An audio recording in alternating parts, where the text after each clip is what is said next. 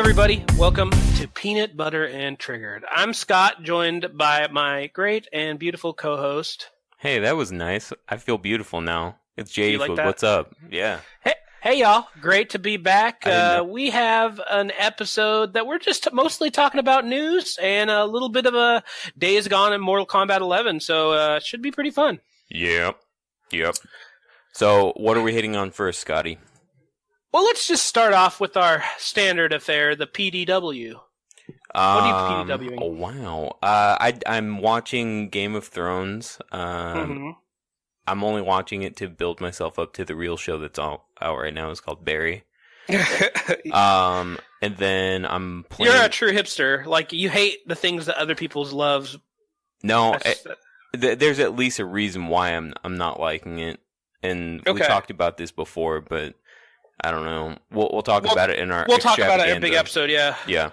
And it's not. I'm not hating it. Like, I'm giving certain episodes like a C+. So, I'm playing Mortal Kombat both on PlayStation 4 and Switch. I have stopped playing Elder Scrolls Blades Online. Oh, you're done with it? Yeah, it's too much of a grind. All of my weapons are nerfed, and my armor just seems to break all the time. So, like, things with like moderate difficulty tend to be like really, really difficult, and it shouldn't be like that. So, like, is it falling into that standard issue, free to play bullshit? Yeah, there's definitely a paywall. Yeah. The thing is even if you pay, like, I feel like a lot of times with those games, even if I were to pay a bunch of money, it's not like it'd be that fun. The fun is like earning and building yourself up. I don't know. That's just me. Yeah, no, I agree with that. And then aside from that, I'm still watching My 600-Pound Life. That one I'm definitely still addicted to. Have you seen the one where the lady's riding the cart and she gets stuck in the door as she leaves the store? Yeah, I have. It's like that's one of my favorite parts. She's just driving like full speed. She's like, thunk, she's stuck in the front door. She has to like lean. Yeah, no, they're all pretty. It's a mixture of like there are like some funny parts, there's some heart-wrenching parts, there's some pretty disgusting parts. So it really runs you through a gauntlet of emotions. The other thing I'm watching is Twilight Zone. The reboot. Yeah, you've been liking that one. Oh, I've been liking it a lot. It's actually inspired me to watch the original with Katie. So we're gonna start watching that, and we'll report back. Same stories or different stories on the new one? They've and we'll get into it later, but they've rebooted a couple of stories, but there's definitely callbacks. Yeah. So yeah, Scott, what are you planning to do and watching? Well, I got the 5-day trial of YouTube TV just to give it the old whirl. I don't have cable at all. We just have an antenna. So, I mean, it made me remember that regular TV is terrible. Like, I have like 60 channels and not a single fucking good thing on any of them. What? Like, I mean, so check this out. Sometimes there are things that are good. So, for example, TLC will have My 600-Pound Life. If I wanted to go watch My 600-Pound Life, I don't need to watch like a live broadcast of it. I could go watch it on Hulu, or it's the same thing with like they had The Simpsons on there. I was like, oh, The Simpsons, I'll watch that on TV. And then I was like, oh, I could just go watch this on Hulu. And that is $50 a month for that service. So I'm like, Jeez. I don't know. I think that still streaming is the way. I mean, I guess the only thing it's cool for is sports because I watched the draft, but other than that, it's... How'd the draft go, by the way? Yeah, no, it was interesting for sure. We definitely got the first 2 picks correct, 1 and 2. Pretty much nothing after that, I think. Well, isn't it like a really like the league itself? Isn't it like a pretty how should I explain this? Variable sort of system that they have there.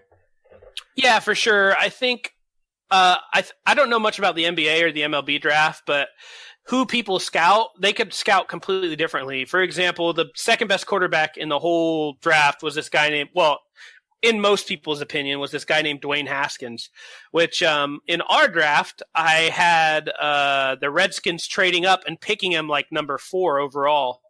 Well, what actually happened was the Giants picked the fourth best quarterback and left everyone like puzzled. I don't know. It's just completely different. People see things differently, you know. Is it a character it's a lot issue? Of Is that what's it going can on? be.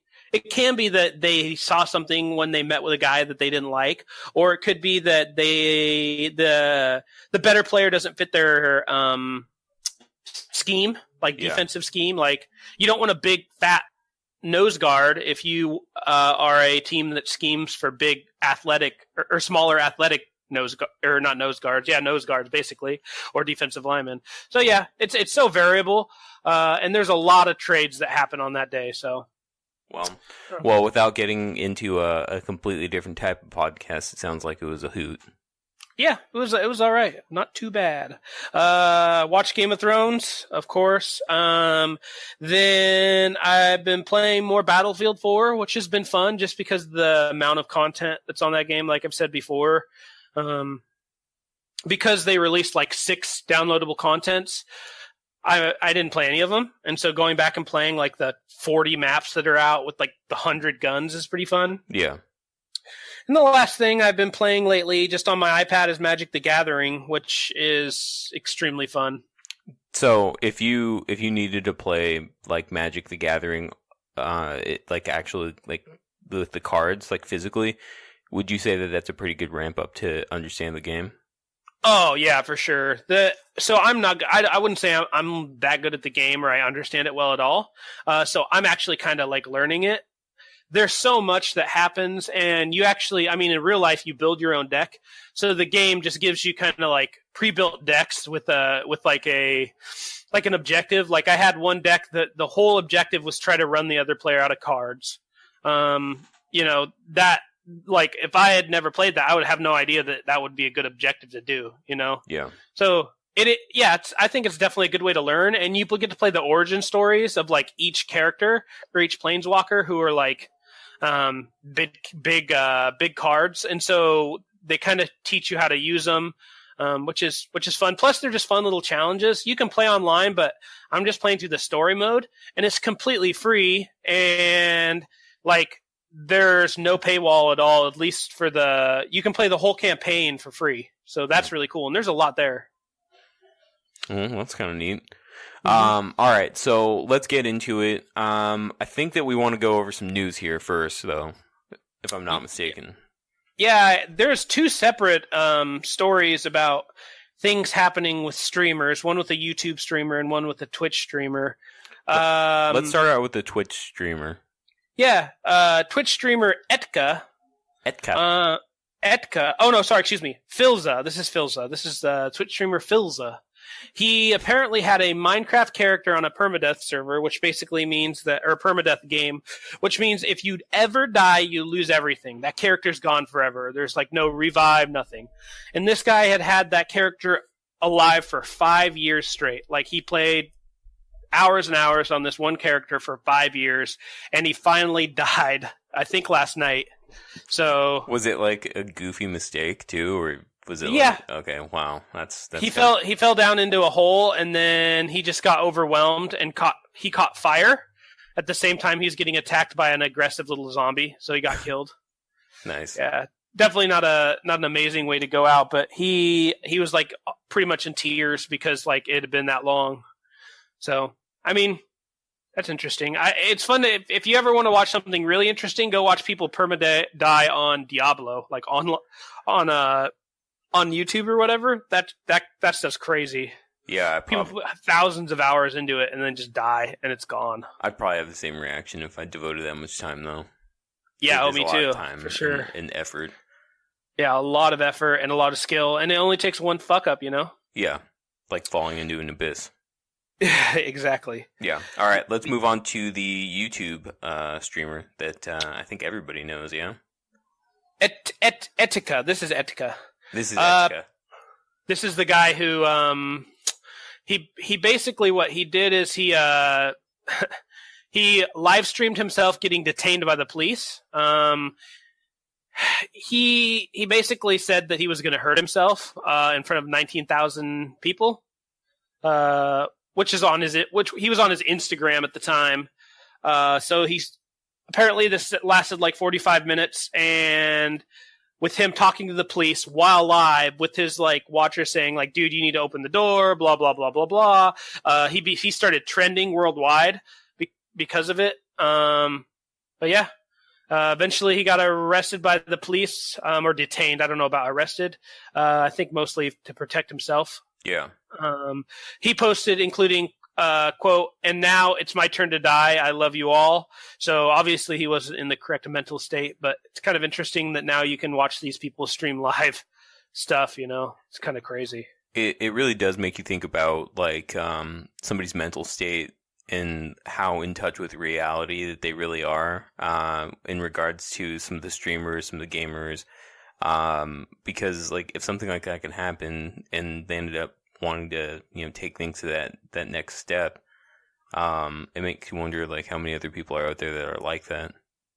Oh, for sure. I'm sure that, you know, they're just like regular people. Some of them are kind of crazy, and I'm sure that the life they lead makes them even more crazy. Which is kind of randomly. This happened to me too. I forgot to tell you about this today. I was just at home watching my son, and I get this text. I'll read this out. This text, it says, "Who is this? How you gon' call me and not speak, you a whole ass dub? Let's FaceTime. We're friends now. You called me. You gonna tell me who this is, or I'ma post your number on Snapchat and get some of my 650 views to text your number." And then he said, "IDK who Scott is, but I am sorry, sir. A bunch of random kids have been calling my number and harassing me, so I figured you were one of them. My apologies. Have a good day." Wow. That took a turn. Right? I did not, and I hadn't responded to any of them. I was like, "Who the fuck is this guy?" And he FaceTimed me like 4 times in a row. And I just kept declining. I'm like, I'm not going to accept this random dude's FaceTime request. Right. He'd just be jerking off in front of you for all you knew. Exactly. And I said, "I didn't call anyone, bro. I'm hanging out with my family." Exactly.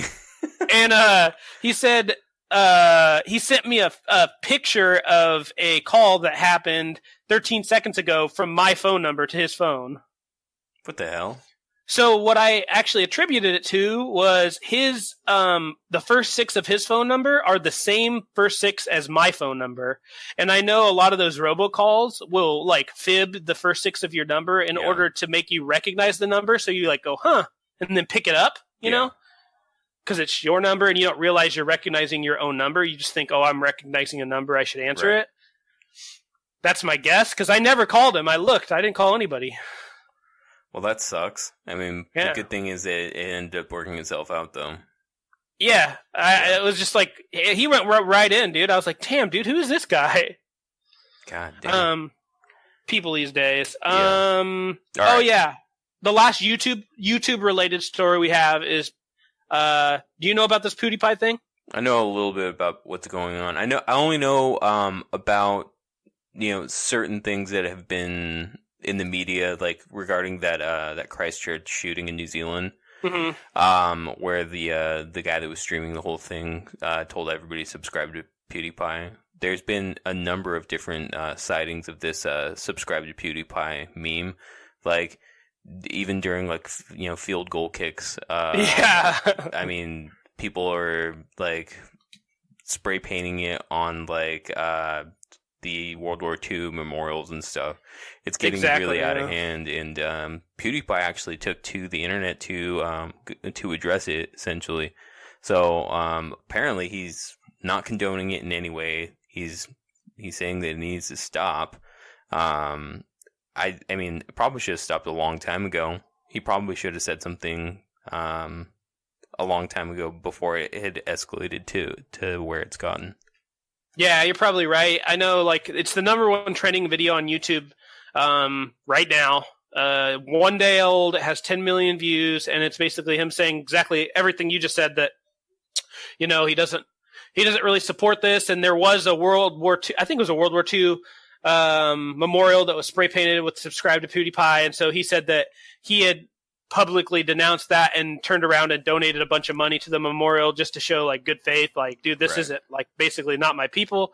So, man, it's getting crazy out there. I mean, it got to the point where even Logan Paul was telling people to subscribe. Oh God. Yeah, we know how much of a jerk. You know, you've hit the bottom if Logan Paul's telling you who to subscribe to. For real.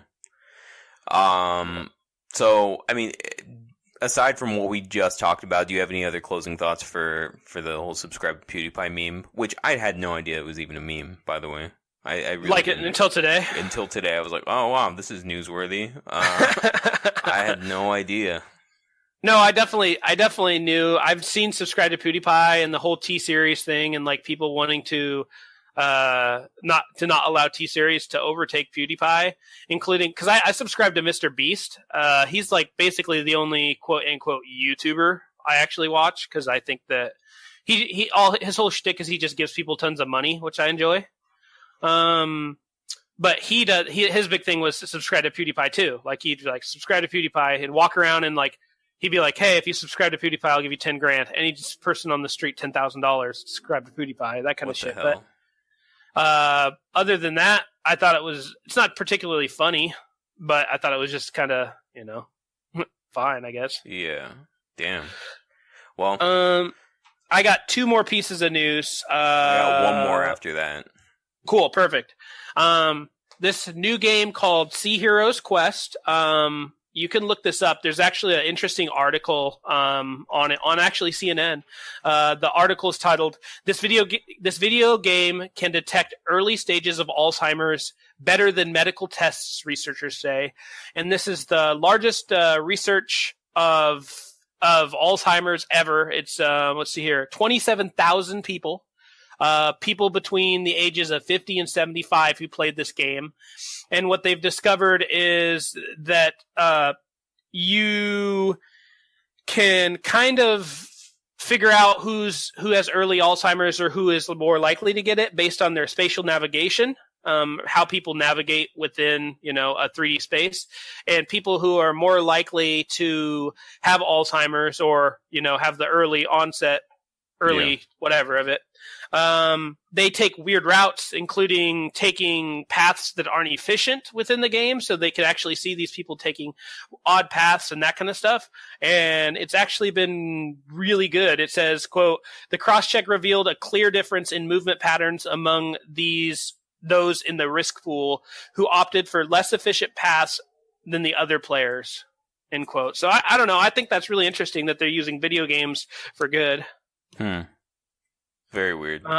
Yeah. That's still cool, though. I mean, if it's working, right? Yeah. Oh, actually, it says they ended up with 4.3 million players. Huh. But they homed in on the 27,000 between the ages of 50 and 75. Damn. Yeah. I mean, that's pretty cool. One of those news stories where video games aren't completely ridiculous. Yeah, they're doing the opposite of rotting your brain. Exactly. Or at least allowing you to know that your brain is being rotted. Yeah. So you got a news story. What do we got, boss? Our good old friend Britney Spears is back in the news. Oh, snap. Britney watch. It's been a minute. It's been a minute. It's Britney, bitch. So unfortunately her father has passed away, but that's not the big news. She's actually been struggling with and this is according to several news outlets, so take this with a grain of salt. Apparently she's been struggling with her mental health, so she checked herself into a mental health clinic, and she's just recently checked herself out. So she was basically doing it preemptively to make sure that she's coping with the grief in an appropriate way. She said that she just needed some me time, according to her. So it's kind of a bummer, but it's good to see that she's coping with her grief in an appropriate way, and she's bouncing back from it. Maybe she can get back into the small furniture trade. Yeah, I think that's definitely going to happen. She has the support of her sister, her mother, and her boyfriend. So, wow. Yeah, be on the lookout for small furniture. These people, like her, for example, she's been famous since she was like 14 or some shit. Right. Like, they're completely disconnected from what reality truly is. Like, if they came and lived my or your life, however you say that, Sure. It would be like, I don't know if they'd actually understand it or know what regular humans go through every day, just because their whole life has been this crazy fuck, Right. It's just, you kind of feel bad for them, but at the same time, they have tons of money. So, like, yeah, I wish I had money. Yeah.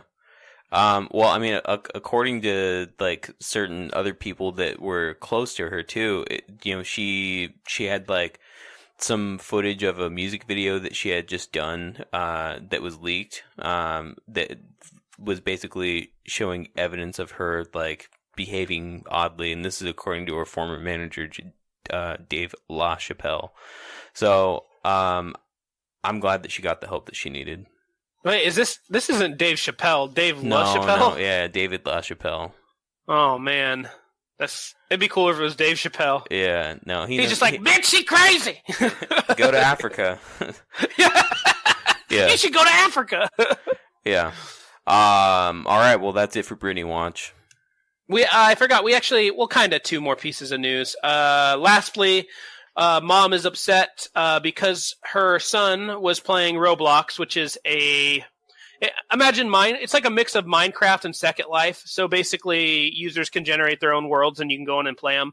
But a kid found pornography within the game. Literally, these things look like Legos, but they were having sex, and the woman who was 8 years old was very upset about that. So the Legos are boning each other?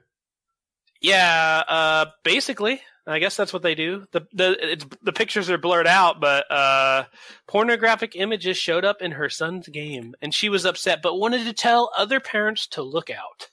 I would be upset too. I mean, something that's marketed, it looks to be marketed to children, right?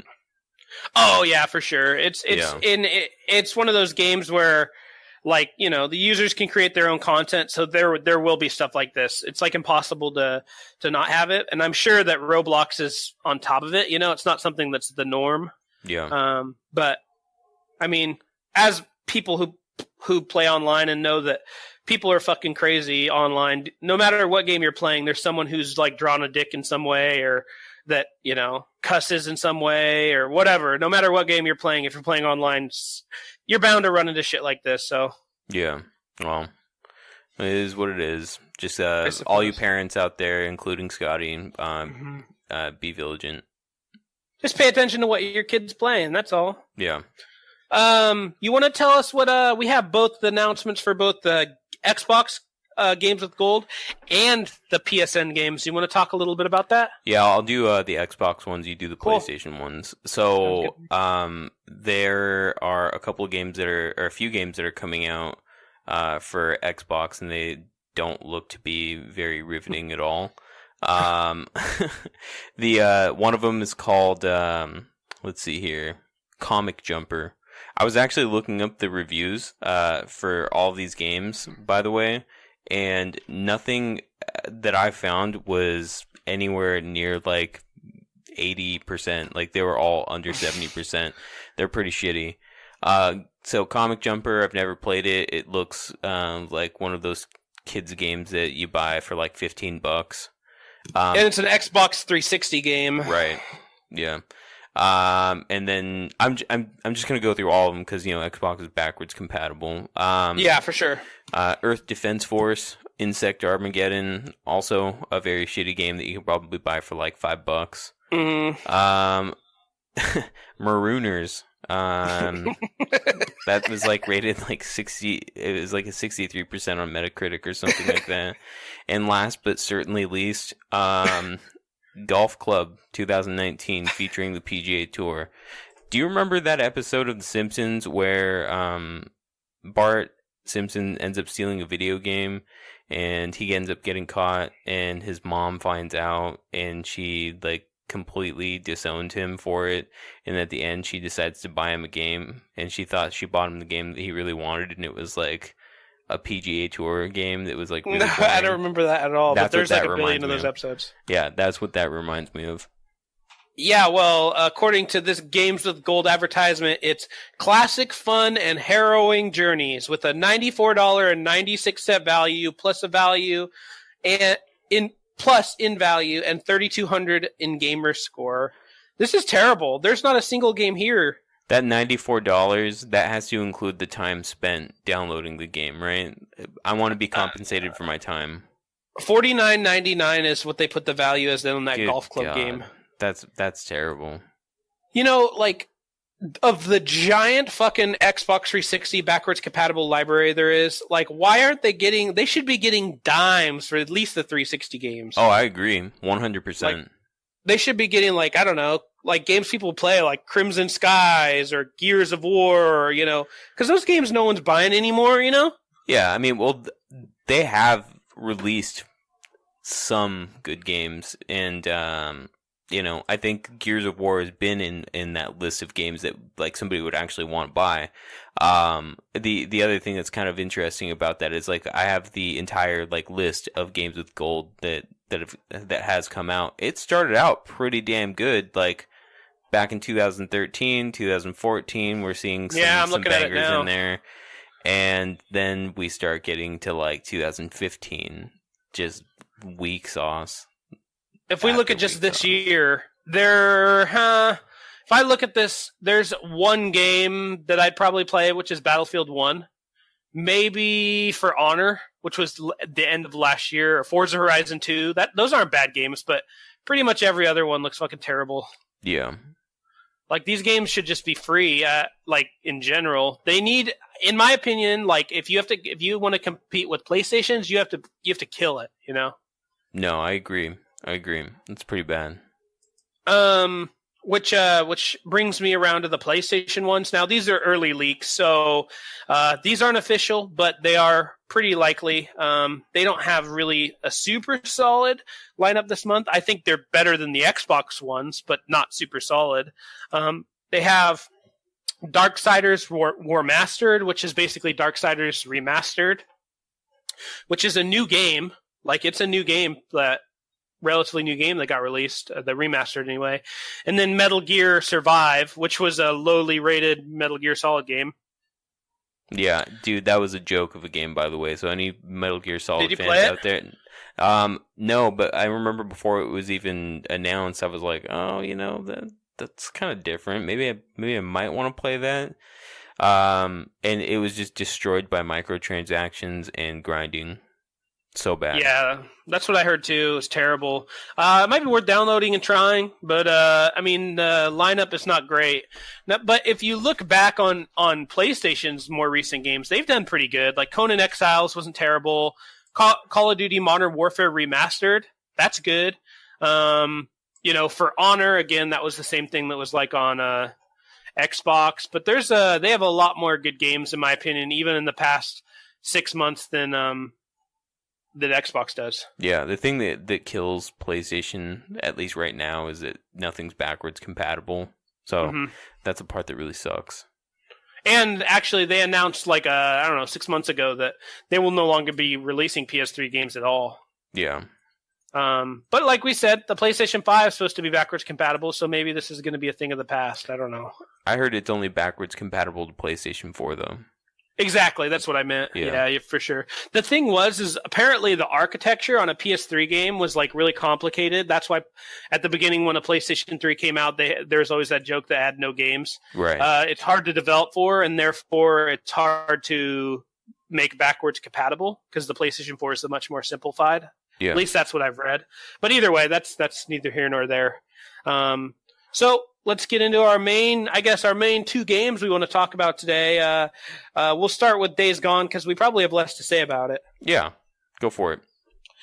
Days Gone, for those of you who are following video games, is a pretty cool looking game, or was pretty exciting. I never was overly excited about it. But I was. I was like, it looks pretty good, but it's basically you play as a biker gang guy who runs from hordes of zombies and has like a custom motorcycle and stuff.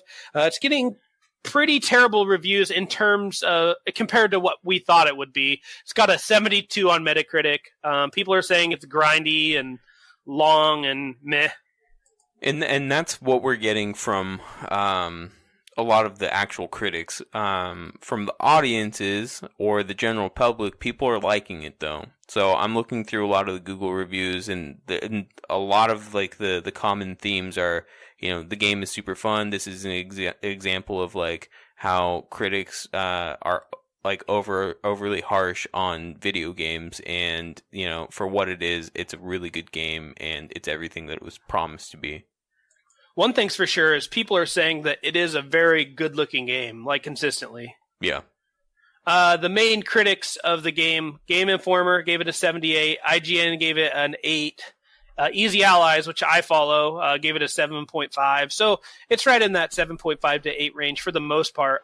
The Washington Post gave it a 7, but I don't really give a shit what they have to say about games because I don't know. I still follow. I don't follow. Like if you're a major like news people, I just don't really follow your gaming. Well, section. I mean, they might have the capital to be able to like hire somebody that is an authority on video games. You think about that hot shot? There you. Well, yeah, I guess you're right. Maybe they did. Ooh, I just burned you. You got me good, Bubs. They probably spent all this money on a quote-unquote authority. Yeah. But, I mean, people that are authority on just games, like GameSpot gives it 5 out of 10. Games Radar gives it a 3.5 out of 5. So, I mean, those aren't glowing reviews. And they mainly, their only authority is, or their only criteria and only audience are gamers. Also, they tend to give games high ratings, too. Like, from what I noticed, like, this game's a 9.0, and I'm like, a 9.0? Well, like, to me, a 9.0 is, like, one of the best games around. You know, that should be, like, Game of the Year candidate. Right. But they give it, like, to everybody. So, usually, if you got a 7.5, like, from IGN, it means your game fucking sucked, you know? Right. But, anyway, I think I'm going to rent it. Like, why not?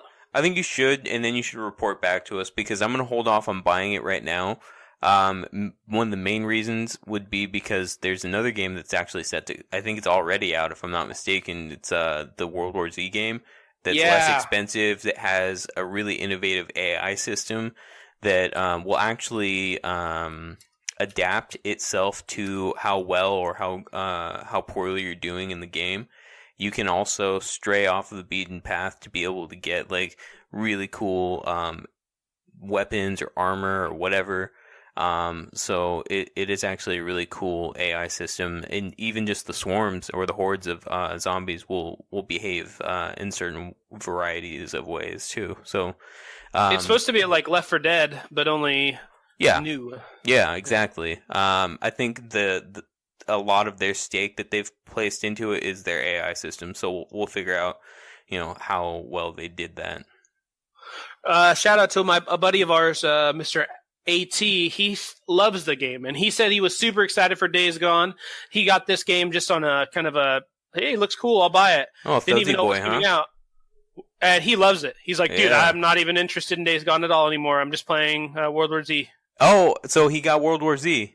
Yeah. Okay, I thought you were talking about Days Gone. Oh, sorry, no, yeah, World War Z, and it was $40. He's like, dude, he's like, I'm no interest in the other game now. Right. Yeah, I can only imagine hearing him say that too. That guy has a voice for radio for sure. We should get him on. Yeah, I know. We should. Yeah, we'll have him call in or something, and then we'll have him talk about World War Z next week or something. You should have. It's funny when you hear him talk about Game of Thrones, because he's like, I don't really care about dragons and swords, He just. And when he gets upset, he starts. He has like a bellowing scream. It's like. Exactly. Well, let's talk about your game, the game you were super hyped on, Mortal Kombat. Tell us, last time we talked to you, you had owned the game for like an hour, so you've had a week. What are your thoughts at this point? I think the biggest things that we can, all talk about that's been in the news, obviously, would be the fact that it's extremely difficult to make any progress in this game. I heard they nerfed it, though. So I'll get into that in a second, but day one, it was extremely difficult. Talk about a grind. Like, you could sit there and complete like 10 challenge towers and make a sliver of progress on a character. Keep in mind there's 25 characters. Also, they had just announced Frost, and I was assuming that Frost was going to be in the main cast. You actually have to buy her as a DLC. Yeah. I know. But if you bought like the collector's edition, you get 6 DLC characters that you can download. I'm assuming Frost is one of them. Did you buy the special edition? I did not. What a How great much Mortal does she Kombat cost? fan. It's only $6.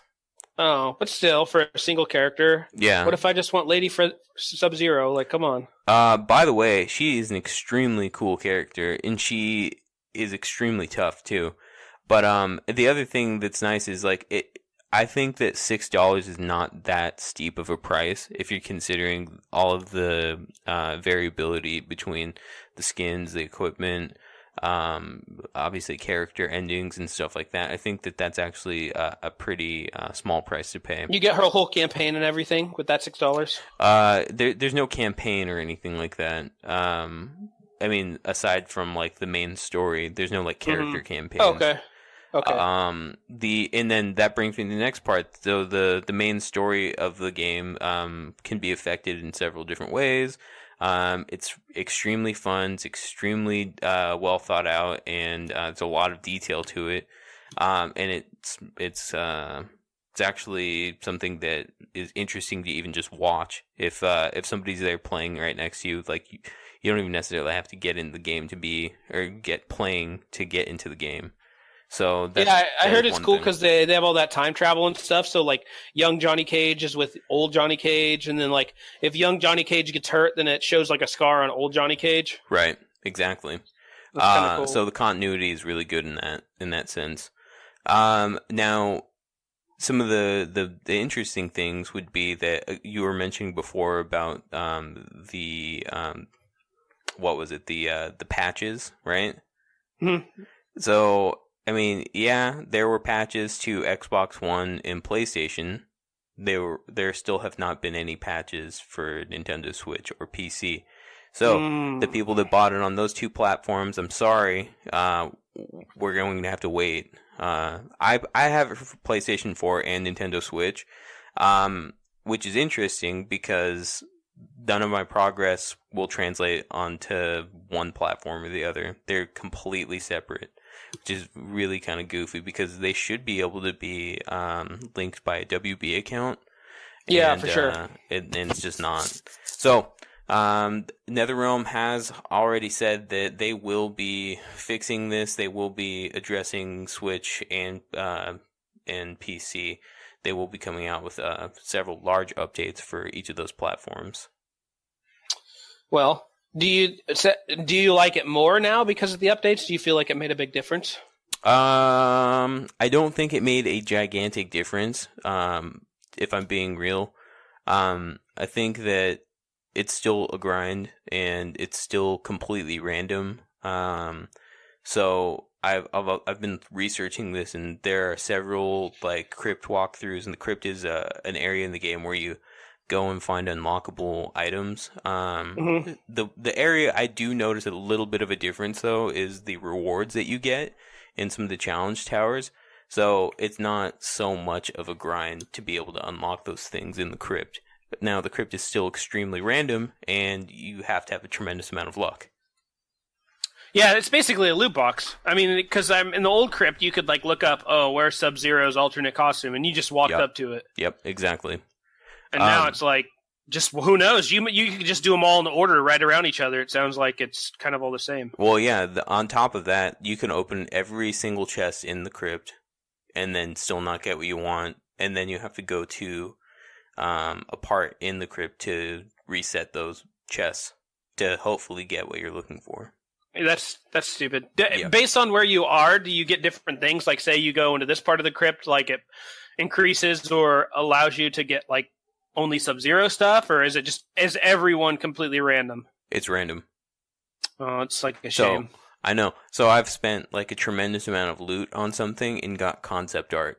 I'm like, okay, I don't really care about the concept art. Not enough to spend my loot on it. So, if anything, you could look it all up on the internet. Right, like, who cares at this point? I'm trying to get the new character skins and stuff. So, that part sucks. The Towers of Time, that was the one that everybody complained about the most because those were the most difficult. Those ones actually aren't so bad anymore, and they actually do give out pretty good payouts, and they reset so often that you get a decent chance at like getting some new cool stuff.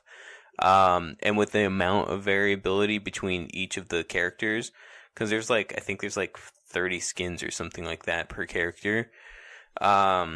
there's a lot to be discovered. There's also a new AI component and another strategy that somebody has actually taken to the internet on is that there are active modifiers that you can equip, which will give you a better payout once you complete some of these towers.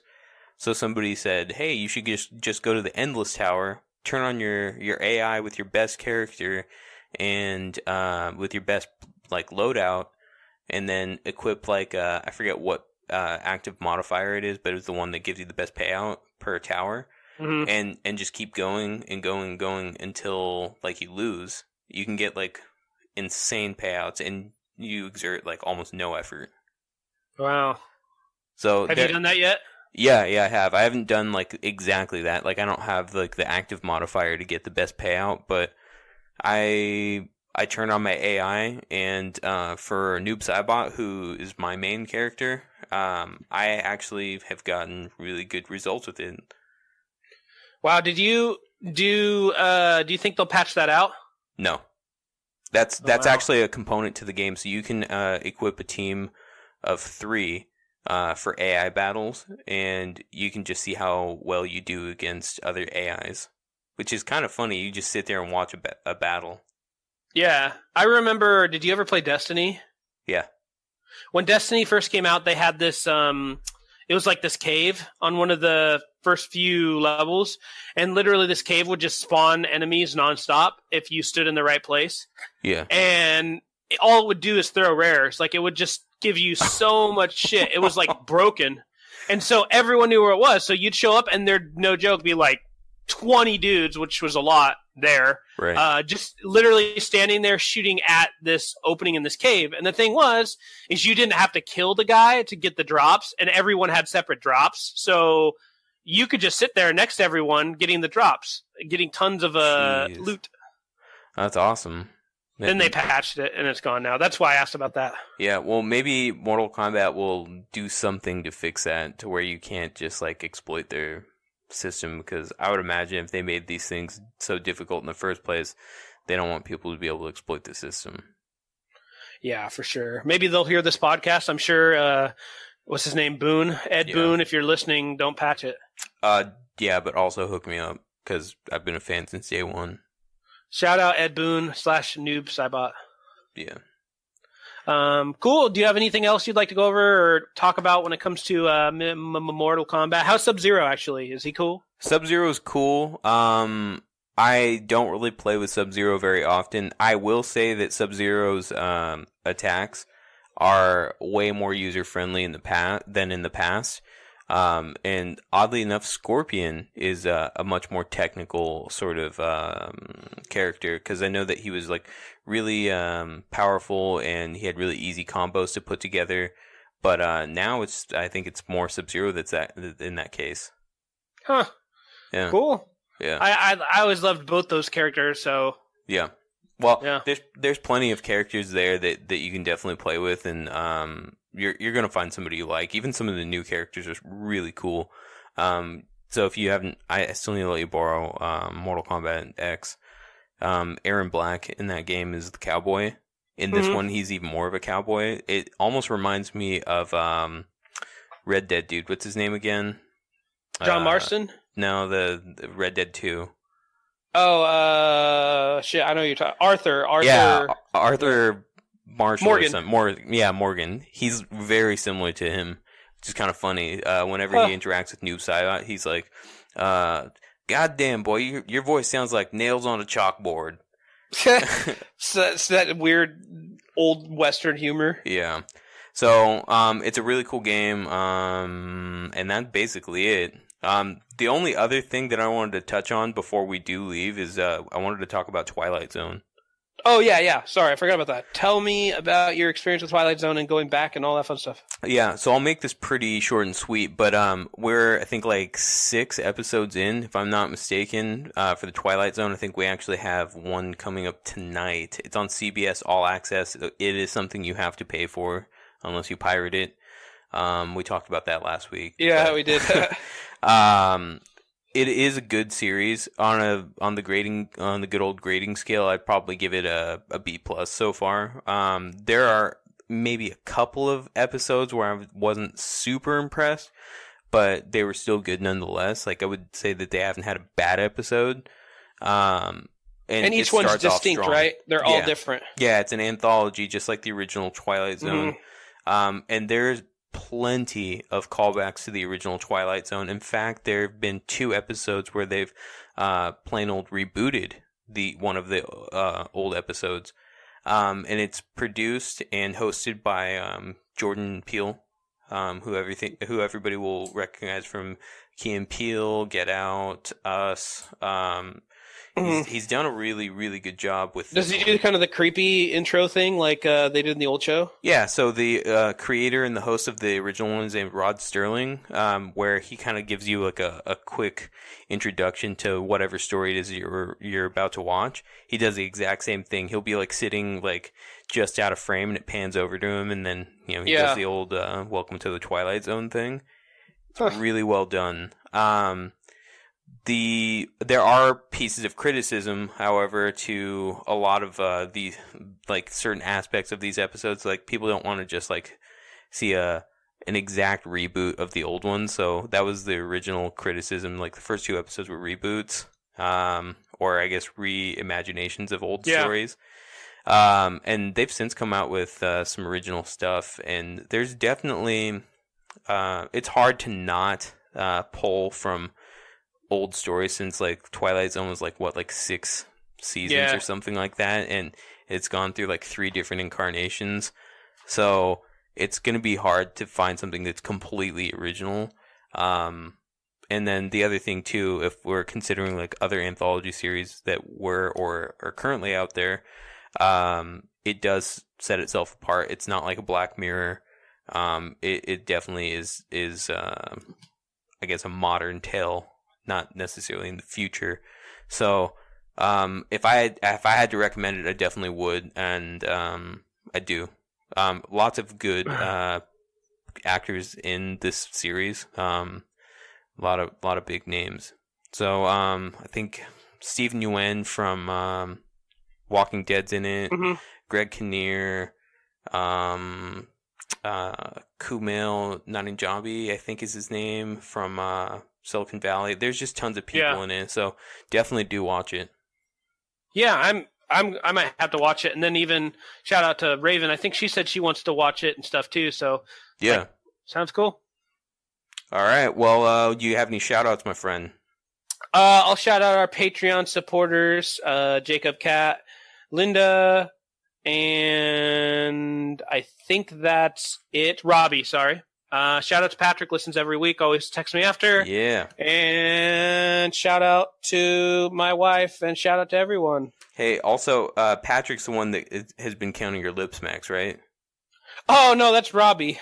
Robbie, okay, Robbie's been counting them. Robbie, you'll probably notice, and I definitely noticed that I had a couple of lip smacks myself. So definitely keep count first. We'll have a ticker over here. I would like to shout out Katie, my lovely girlfriend. I would like to shout out my sister Patricia. I would also like to shout out Thodsy. We're gonna have to get you on to talk about World War Z, with that fabulous voice of yours. And then I'm gonna go ahead and shout out Ben's mom, Jacob's mother, and Javad, my boy. Yeah, shout out Javad, our number one fan.